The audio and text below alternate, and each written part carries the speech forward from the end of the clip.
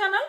Voting latest trends, pre voting అంటే voting start అవ్వక ముందే ప్రీ ఓటింగ్ పోల్స్ రిజల్ట్స్ ఎలా ఉన్నాయి అన్నది ఈ వీడియోలో చూద్దాము. నామినేషన్స్ లిస్ట్ నిన్నే వచ్చేసింది కాబట్టి ఓటింగ్ పోల్స్ ఆల్రెడీ పెట్టేశారు.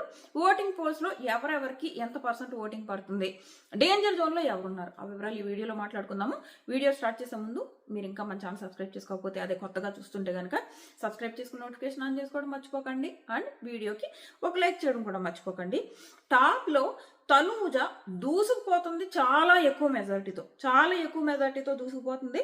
35% ఓటింగ్ తనూజాకి పడుతుంది ప్రీ ఓటింగ్ లో. అండ్ ఓటింగ్ స్టార్ట్ అయ్యాక చేంజ్ అవుతుంది, చాలా చేంజెస్ వస్తాయి ఇందులో. కళ్యాణ్కి 20% ఓటింగ్ పడుతుంది, సెకండ్ ప్లేస్ లో ఉన్నాడు.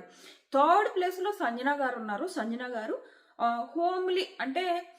హోమ్లీ ఆడియన్స్ అందరికి, ఫ్యామిలీ ఆడియన్స్ అందరికి ఆవిడ నచ్చుతున్నారు. సో 12% ఓటింగ్ ఎక్కువే పడుతున్నట్లు లెక్క. 12% ఓటింగ్ పడుతుంది. రాము ఒక అమ్మాయికి మెయిన్ పిల్లోడ్లాగా ఇలా చాలా మందికి నచ్చుతున్నాడు. సో రాముకి 9% ఓటింగ్ పడుతుంది.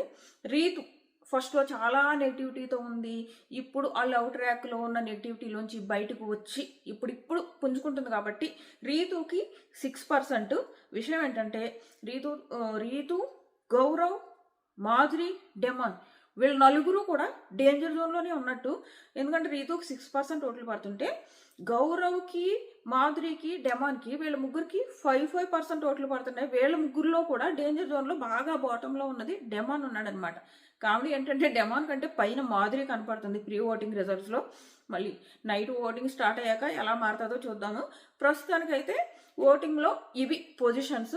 మీరైతే మీ ఓటు ఎవరికి వేయాలనుకుంటున్నారని, ఈ వారం ఎవరు ఎలిమినేట్ అయిపోవాలి హౌస్ నుంచి అనుకుంటున్నారని ఖచ్చితంగా కామెంట్ చేయండి. మళ్ళీ ఓటింగ్ పోల్స్ ఓపెనింగ్ ట్రెండ్స్లో మాట్లాడుకుందాం. టాటా బేబీ.